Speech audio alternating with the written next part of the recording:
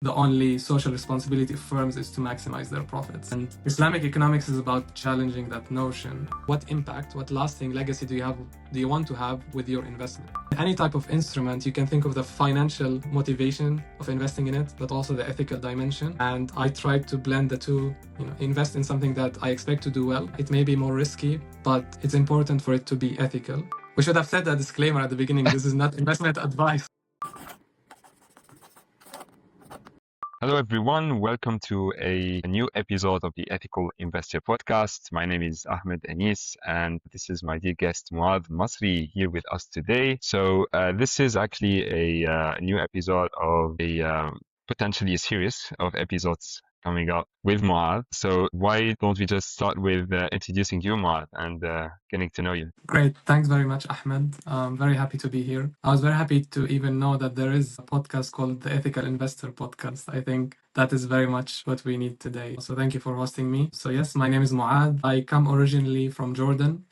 I've also lived in Qatar for quite a while during my school years. And then after I finished school, I came to the UK to study economics. So I did a bachelor's in economics at the University of Warwick. And then I did a master's in economic research at the University of Cambridge. And during my time at Warwick, a lot of my peers were really interested in banking and finance. Economics is sort of like an engineering degree where a lot of people study it just because it sends a signal that you can handle tough intellectual challenges, but then they go into other careers. Whereas I really liked economics and I wanted to stay in it. So thankfully, I discovered a field called economic consulting. So that's what I went into after my master's. And I worked specifically in the field of competition and antitrust. So every country will have a competition regulator, an authority that makes sure that firms compete fairly, that no anti-competitive mergers, for example, happen between big companies that become monopolies or duopolies. And so that's a legal field, but often businesses and lawyers working in this field need economic experts to advise them on whether a certain merger or a certain agreement between firms will affect competition adversely. So that's where we came in. We would provide advice, expert reports, economic analysis to help assess competition in the market. So I worked for around 8 years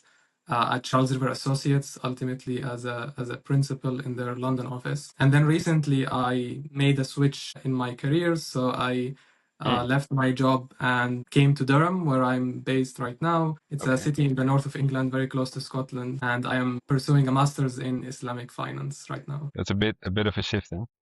Yeah, quite a shift. What if I may ask, like, briefly made you make this decision? Yeah, of course. So I really enjoyed my time in economic consulting. As I said, I loved economics and I learned a lot. I got to work with really kind of world-leading companies like Uber, Airbnb, Amazon, and getting a first-hand view of how they work, getting to work with their data, doing interesting analysis. So that was all really quite interesting and very, very useful. However, I felt that I had some questions about the impact I was having. Usually when you do a very good job, you're helping basically these big companies stay big and buy out, for example, their competitors. And if you do a really good job, then they'll be cleared of whatever investigation they are under. And so I started having questions, while this is very useful and I'm learning a lot from it, is this the lasting legacy I want to have, just helping big companies stay big? And that's on the work side. And then in my private life, it was also a well-compensated field. So I was earning, thankfully, good amounts. But then I was also that amount of savings that I had was going into these same companies because I was just following the standard advice of put your money in the S&P 500 or the QQQ index, which is the top 100 tech-focused companies in the world. And again, it's contributing to sustaining the lasting kind of power of these big companies. And that's why I felt that this is not the lasting legacy I want to have. I actually want to help restore balance and help small businesses rather than large ones, democratize economic power. And that's why I went into the fields of Islamic finance, Islamic economics, which is very much about challenging these assumptions of the fact that we as individuals are self-interested, utility maximizing individuals, firms are profit maximizing, and that's the only thing they care about. I think Milton Friedman, the famous economist, has a saying that in response to the growing kind of call for companies to care about social responsibility, he had a famous quote that the only social responsibility of firms is to maximize their profits. And Islamic economics is about challenging that notion. So that's why I was really interested in studying it deeper. Wow, this is really inspiring. I think, also having spent the majority of the last decade in Hong Kong, I mean, I can see it, of course, here as well. Like Hong Kong is a financial hub, and a lot of people work in finance. I don't work in finance. I'm a tech guy, and I love to learn about finance, which is why Emil and I have started this podcast in the first place. But I can see what you're talking about, and I can see that one of the, for example, things that we see in Hong Kong is people usually reaching their maybe 40s or 50s, and I know a few people like that work in finance based in Hong Kong, and they at 40s and 50s maybe they start actually questioning their legacy, not as early as you. So you've done a very good early move, which I believe is going to be playing for your benefit. But yeah, I totally understand. It's kind of like start really questioning what kind of impact you wanna have in the world, essentially. Which brings me to my first question.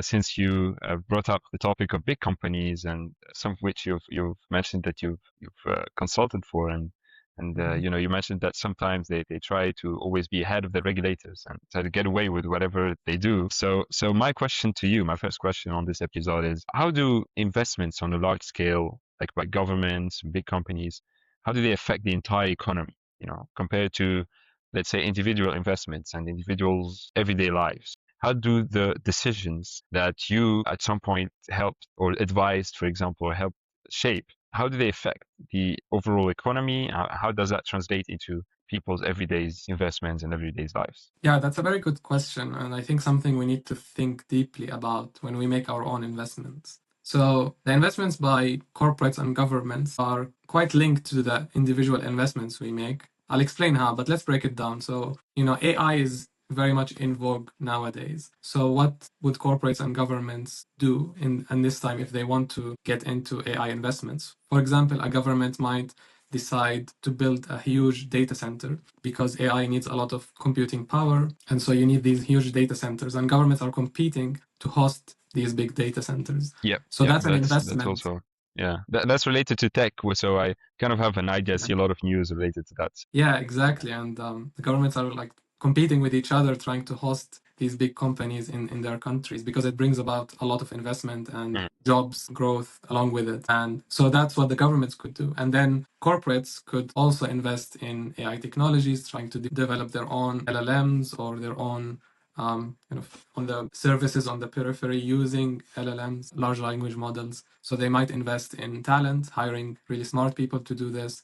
They'll also need to kind of buy computer chips and computing power to process all the data and all the models. And we as individuals, while our targets may be different, the target could be to just grow my own wealth and help preserve it and save for my retirement. But ultimately, my funds are going to, for example, if a government wants to invest, it has two sources to raise funds, either tax revenue or raising debt. So issuing bonds, which are like long-term loans to the government. And both of these are funded by its own citizens. So if I work and I pay my taxes, that goes to the government. The government can then use it to invest. Or if they issue long-term bonds, I may not pay for it, but our children will pay for it because it has to be paid back at some point. And the same thing with companies. If they want to invest, they can either, for example, issue shares on the public stock market. And when we buy these shares at the initial public offering, that money goes to the company. Or if they can also issue bonds, which are again long-term loans, or they can borrow from banks. And the money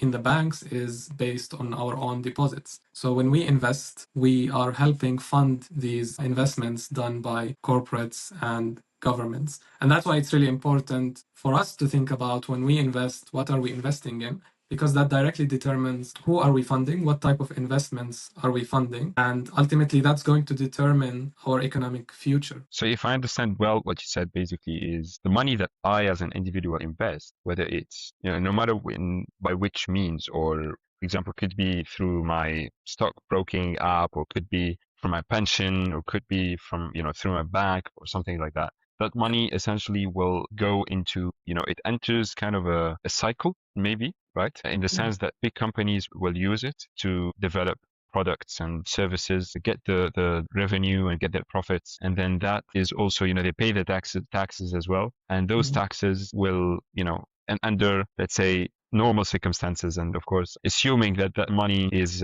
used for taxes, actually, coming from taxes, actually used Yeah. for the public's benefit, then Yeah. that will come, back kind of to me in one way or the other, one shape. Yeah, of course. And it goes from the most passive to the most active of investments. So we might think that putting our money in the bank is not, it's very passive, it's not actually investing. But when you put your deposit in a bank, the Mm, bank can create loans out of it. And they don't just loan whatever they have. That's the idea of fractional reserve banking. They yeah. can loan many multiples of the money they actually have. Mm, So even that money in the bank, they can give it out in loans to either normal people to get a mortgage or to businesses to fund their projects. So even right. just putting your money in the bank, you're making a choice. I see. Of And if course. we look at the other end of the spectrum, let's say I am buying a company's stock. What is a stock? It's a share in a business. So if I buy Microsoft stock, I own 0.0001% of Microsoft. And when I do that, the money that does not go to Microsoft directly because I'm buying it from another investor, but I'm still increasing demand for that stock. And when demand increases, we know from Economics 101 that price increases, which means Mm, that the value of the company will increase. And all else equal, more valuable company can raise more funds to fund its activities, which will help it grow. And if, for example, that company is in Japan, then that mm, company will be paying taxes to the Japanese government. If it's in the US, mm, they will pay taxes to the US government. mm. And then, so, you can see how indirectly, in the end, Yeah. if I buy a Japanese stock, I am funding a Japanese company, I'm helping the Japanese economy, and I'm also helping raise money for the Japanese government. So Yes. it's Yes. all quite interlinked. Every choice That's we very make, no interesting. matter how passive, it is a choice. Yes, actually, this is actually very enlightening because a lot of people think, I'm just gonna put my money in the bank, thinking that that's actually doesn't have any effect of any kind, right? But it's actually completely, not true. Everything is, as you said, interlinked. And one more thing I wanna mention is also some people might think I am just investing a couple $1,000. Like, what kind of difference am I making to the Japanese economy or to the Yeah. US economy? But every one of us, is investing that little bit. And so combined, that's the real deal, because combined that actually accumulates or adds up to a big amount. And if you think about it, all the public markets in general, stock Mhm. market or any other public markets, they are all about the money coming from the public, right? And Exactly. that's not a small deal. Great. So now that we understand a little bit dynamics about the large scale investments and people's or individuals' investments and everyday lives, what do you think, the role or like, what's the role of the innovation in all this? How does innovation actually play in driving economic growth through investment? So I want to tell you something actually related to this question, and maybe to show like in real life today how important this is.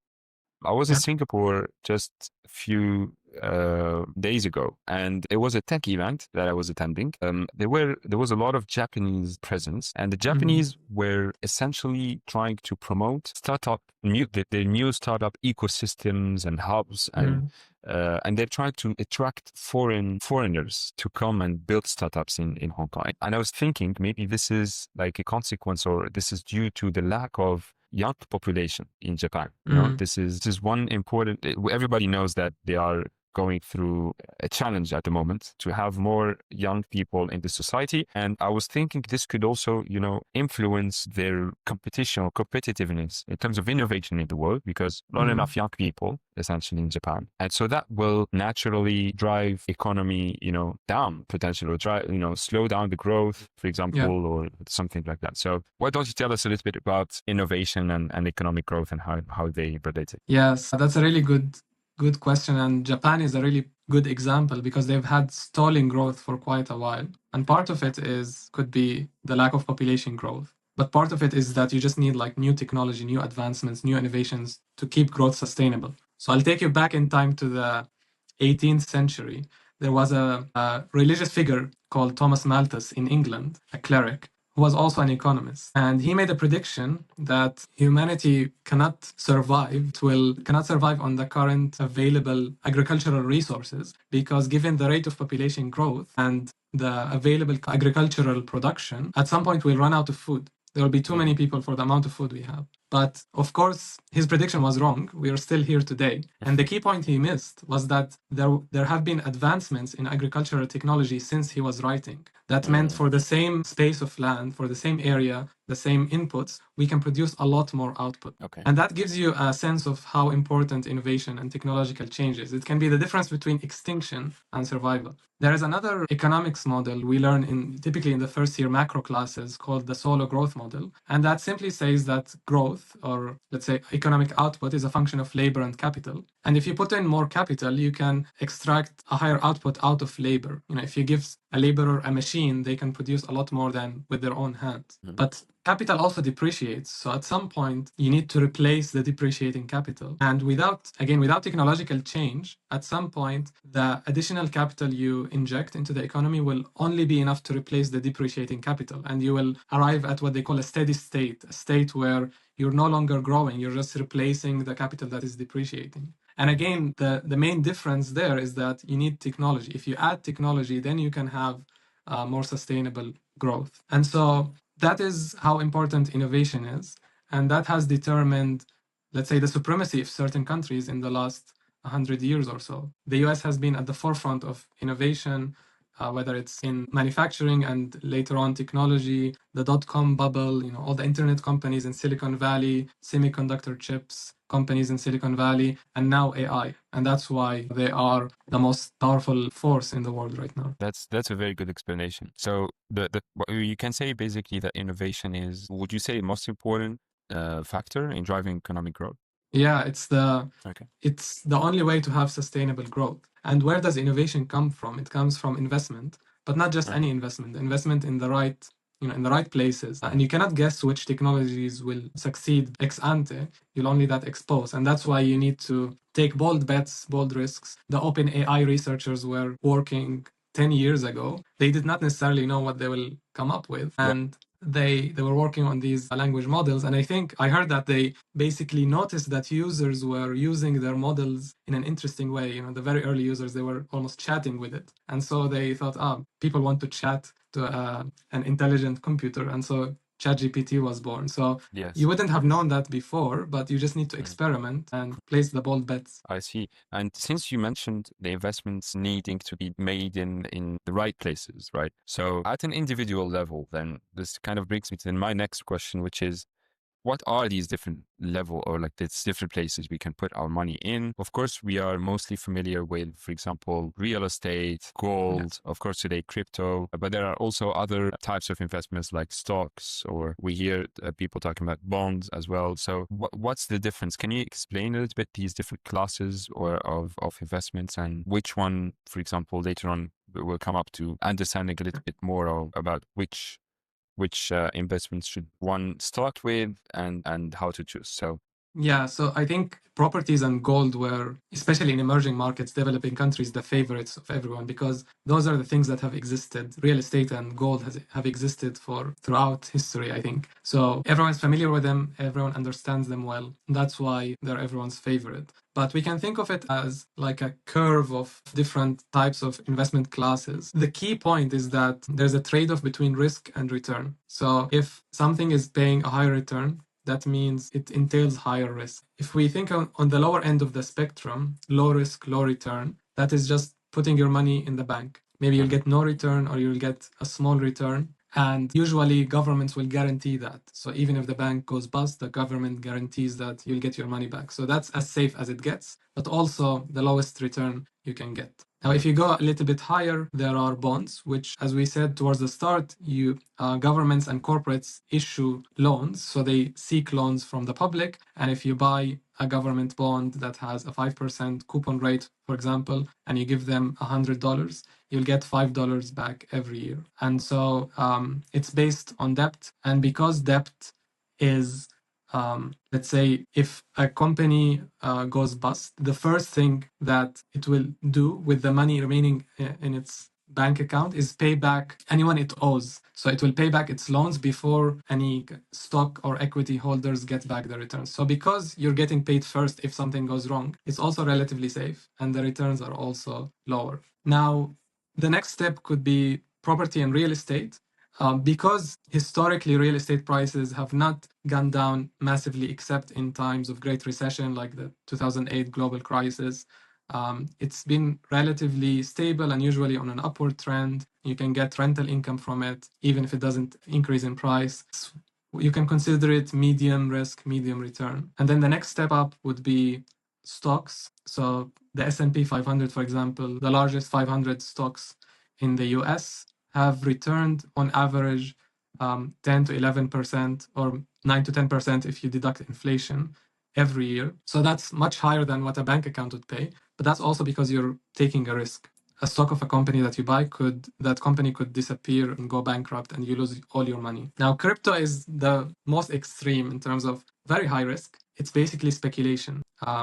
Price of Bitcoin, whereas price of a big stock, especially like Apple or Microsoft or Amazon, could go up or down by 0.5%, 0.2% a day. Crypto can easily go up and down by 5%, 10%, 20%. And that variability means you can lose a lot, but you can also gain a lot. And so you can see on the bottom left corner, that's where there is low risk, which is the horizontal axis, and low return, which is the vertical axis. And the lowest risk, lowest return asset you can have is just cash. Then fixed interest, so that's loans, bonds. The next step after that is property, then shares, and then alternative investments. So alternative investments you can think of as private equity, for example, which is investing in private companies, not as opposed to public companies. Public companies have their stocks listed on the stock market. And then you have venture capital, that's another type of alternative investment. And that's when you invest in startups. Startups are, again, very high risk, very high return because either the startup succeeds, does amazingly well, and you would have bought it at a very cheap valuation, and then it becomes like 10 times more valuable if it succeeds. Or as most startups do, 90% of startups just fail and you lose all your money. So again, it's that high risk, high reward. Now, one thing that is not on that chart is gold. And to be honest, it's hard to know where to place it because gold is a safe haven. In times of economic uncertainty, people see it as a safe store of value. And that's why gold prices now are skyrocketing because there's a lot of uncertainty. And so people think of gold as like a safe place to put your money and a place that may not lose its value. But that historically, that's not always true. There was a rush to buy gold a decade or so ago. So prices increased massively and then they dropped by 30% in just a few months. So if you were thinking of, gold is now skyrocketing, I should really get into it. I'm not saying you shouldn't, but you should also be careful. Like it can continue going up, it can also just come crashing down. So gold is a bit a one to be careful with. For me, I see it as most people do, like a store of value, not something that is very productive. Like when you buy gold, you're not funding a business or buying land that could be used to produce something. So I often allocate maybe 5% of my portfolio to gold, but it's not where I would put all of my money. That's very insightful, Muath. Thank you for sharing your view about gold in particular as well. So that's definitely a hot topic these days. So given what you told us about the different investments and the difference that comes with each type of investment in today's fast changing, global economy, what should people actually know about where and how to invest wisely? Yeah. So, I wish I had a magic wand that could predict what will do well. I would be very rich if I had that. And I think that's the idea to have in your mind always, is that no one knows what's going to happen. So in the investment world, you'll always see people talking very confidently about buy Google stock, it's going to reach 500 in 1 year. Buy gold, it's going to reach $5,000. And whenever you hear anyone talking confidently about investing and just talking about the upside and not the downside, you should always be very careful. When I think about uncertainty, we spoke about how people are flocking to gold right now because it's a safe haven. These are very uncertain times with all, the wars and the conflicts going on. In these times, you need to think about what the idea of black swans. So Nassim Taleb, who's a Lebanese American writer, he was a trader who made a lot of money during times of uncertainty. So when markets came crashing down, he was basically trading an instrument called options, which do well. A type of option is a put option, which do well when the markets go down. And he made a lot of money out of that. He wrote a book called The Black Swan. Black swans are very big, impactful events that no one is able to predict. So it's called a black swan because for some period of history, people thought that all swans were white, and because they hadn't seen a black swan, whereas there was actually a type of swan that was black. And once you see only one black swan, your entire hypothesis that there are only white swans is destroyed. So that's the idea. It's like one big event that destroys everything. So one example is COVID, that most people did not see coming. Some people were able to predict that with the increasing connectivity of the world, a health pandemic could very easily happen. But yeah, when you decide whether to invest in something or not, always think about that black swan, the big impactful event which could destroy everything that no one sees coming. And if you think of that downside, then let's say you want to buy Bitcoin. That's fine. There's nothing wrong with that. If you only look at, Bitcoin has increased 80% in the last year and only think of that, then you'll take risks that are way too high. Whereas if you keep in the back of your mind the scenario that Bitcoin could go to zero, black swan, big extreme event, then you'll be like, maybe I'll only put 10% and not 100% of my savings in Bitcoin. So especially in these times of uncertainty, don't believe anyone's view, no matter how confident they are, because it's just one view of the world and the world is uncertain and anything could happen. And from this is maybe an extra question that maybe I didn't really plan to ask, but from your recent readings in particular, can the times that we are living right now, can they be related, or I wouldn't say, predictable, but was there any main events that we can compare our times with today? Yeah, that's an interesting question. I think yes and no, because history repeats itself. And at the same time, people underestimate the unknown, what you don't know that you don't know. So we're in interesting times where there is very high inflation all around the world. Growth and productivity is slowing down. But at the same time, we have the age of AI, which, if anything, will supercharge productivity. Maybe we can think of it as in the time of Margaret Thatcher, who was a prime minister in the UK, there was a decision made at the top that we're no longer going to rely on coal, and all the coal mines were shut off. People lost their jobs. In the towns around Durham, that's where a lot of the coal miners were based. And these villages are still doing quite poorly today. So there's a very lasting impact. So that could be kind of one analogy where if AI gets so good and so powerful that it actually replaces a lot of jobs, there might be a very tough period where anyone who's not trained for the future simply cannot find a good job or a job that they're suitably qualified for. Whereas at the same time, people who are doing well in AI and they know a lot about it will do very well. So, maybe of course, it's not a completely, similar time in all aspects. But that could be one analogy to make in terms of how the technological revolution we're seeing could change the job market and kind of make us go through a relatively difficult time. What do you think investing in AI companies is a good idea these days? We should have said a disclaimer at the beginning. This is not investment advice. Yeah, exactly. So disclaimer, this is not Yeah. this is not definitely investment advice. You can lose all your money by investing. Yes. Yeah, so that disclaimer will add it at the bottom, definitely. Okay. So Yeah. what do you think? And I think maybe we should make an episode also about the different layers of AI and the companies that come Mm. with each layer. So we've got, the infrastructure layer. We spoke a little bit about data centers and all that.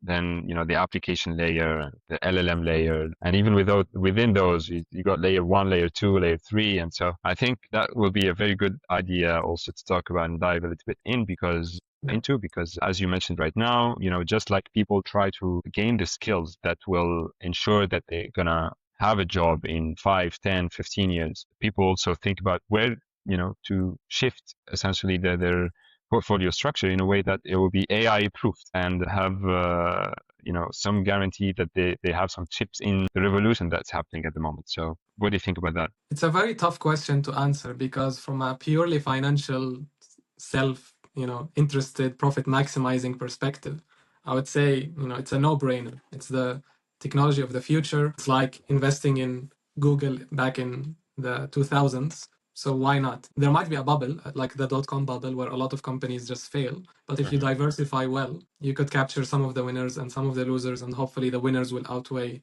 any losses on the losers. So from a financial perspective, I would say, as long as you're staying diversified, you're not putting all your eggs in one basket, then you should definitely not miss the wave. However, moral dilemma is that where are the most of the AI companies are just based in the US. Think of Nvidia, Microsoft, OpenAI. OpenAI, you cannot invest in it yet, but it will probably go public soon, Google, etc. And so almost by definition, when you say I'm going to invest in AI, you're saying I'm going to invest in the US. And that goes back to the first part of the episode where we were talking about what impact, what lasting legacy do you want to have with your investment. So personally, I will not invest in the S&P 500. I try to stay away from US companies because I want to help emerging markets. I want to invest in my own countries that I lived in Qatar, in Jordan. I want to invest in the Arab world. I want to help small businesses, not big businesses. So that's from a moral perspective. And even from an economic and financial perspective, the main advice you see out on the internet is just invest in the S&P 500. And there are three reasons for that. It has done